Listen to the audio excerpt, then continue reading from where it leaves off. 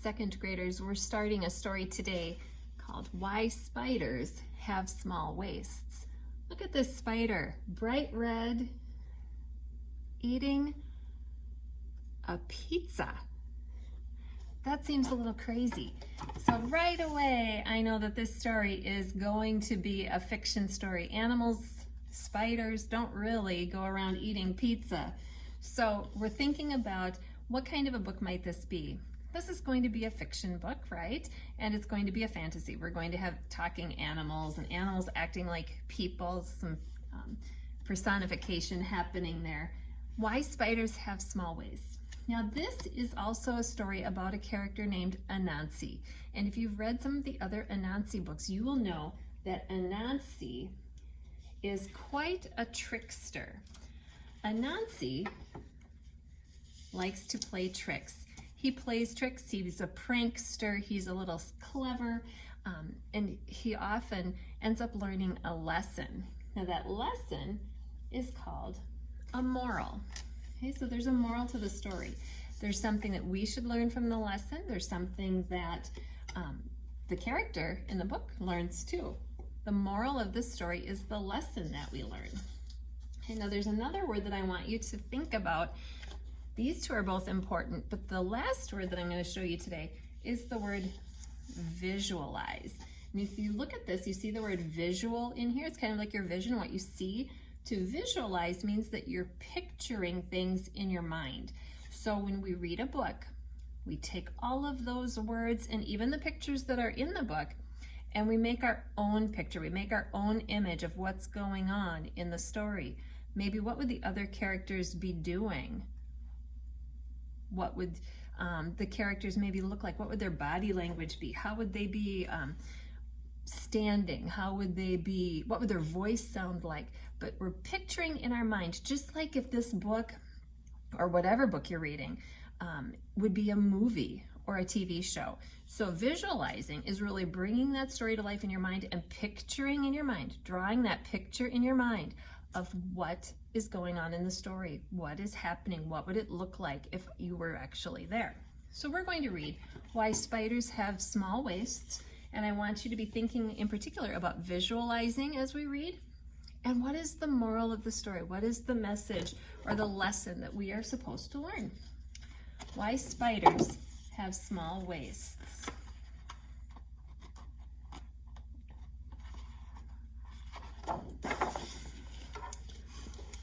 Once there was a spider named Anansi. He had a big round belly and he loved to eat. Anansi sang this song every day. I love to eat, I love a treat, a great big feast, can't be beat. The problem was Anansi didn't know when to stop eating. He ate and ate and ate. And when he was done, he always wanted more.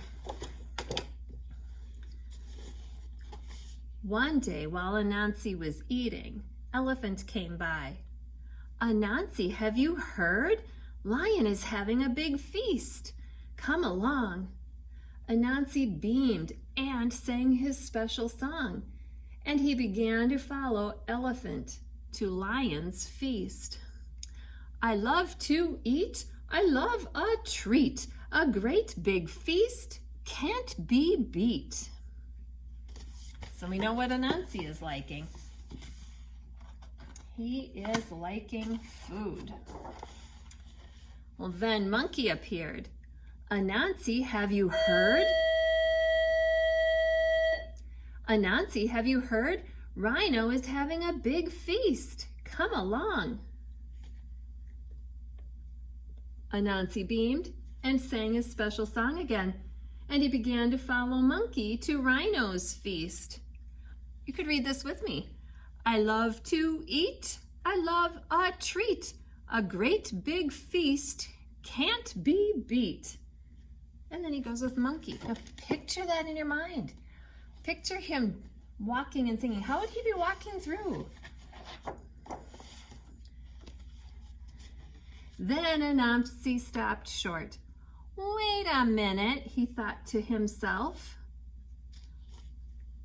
He's got a decision, doesn't he? Lion's feast, rhino's feast. Let's read on. Which feast will begin first? If I go to one first and miss the other, I will miss out on lots of food. What should I do? He has a decision. Can you visualize? What would he be doing? What would he look like? What else might be going on in the background of that story? Let's see what he does. Anansi had an idea. He called his 2 sons to him. My sons, tie this string around my waist. One of you take one end and wait at Lion's feast. The other take the other end and wait at Rhino's feast. When the feast is ready, pull on your end and I will go there first. So one will go to Lions, one will go to Rhinos, and then they'll pull, leaving Anansi in the middle, in whichever direction he gets pulled in, that will tell whose feast is starting first and he can go there. Imagine what that would be like. I also think that probably couldn't really happen because a piece of string wouldn't reach, would it? But this is a fun story. Now, was that a pretty clever idea? It was. He's a pretty smart spider. But he's trying to get the best of both worlds, isn't he? He wants both of them. He wants all the feasts. Anansi's sons did as they were told. One son waited for Lion's feast to begin. The other son waited for Rhino's feast to begin. And there's Anansi in the middle, waiting for the feasts.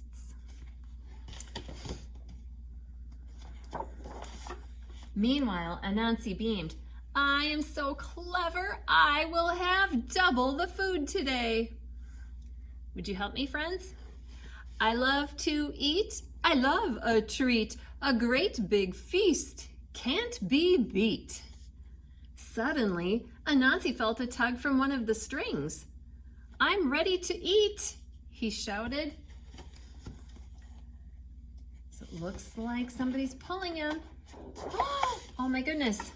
But then he felt another tug from the other side. Both feasts were beginning at the same time. The 2 sons tugged and tugged. So what would happen to poor Anansi? He's gonna get squished, isn't he? If you've got somebody pulling on both sides of that string and it's wrapped around you.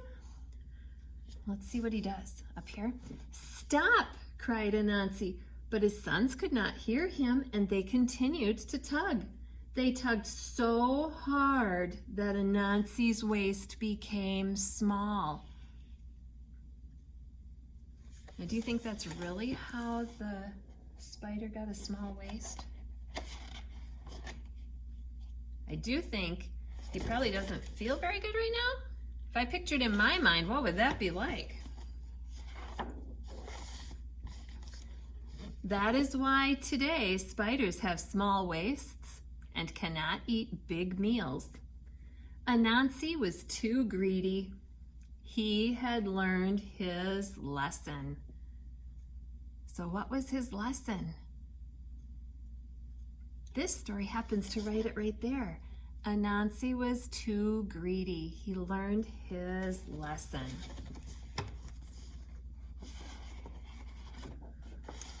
Now Anansi sings a new song. I love to eat. I love a treat. But my greedy ways I can't repeat. That bell is certainly helping us out today, isn't it? I love to eat. I love a treat. But my greedy ways I can't repeat. So when we think about that story, think about the lesson that he learned. What's the moral of our story? What's the lesson that you and I learned as we read this story too? Go ahead, have that discussion as a class, and then be listening in your own reading for a lesson or watching for a lesson in the story, and then thinking about the picture that's in your mind. And remember, we call that visualizing, that picture in our mind, and the lesson that we learn in the story is called the, move it up a little bit, the moral.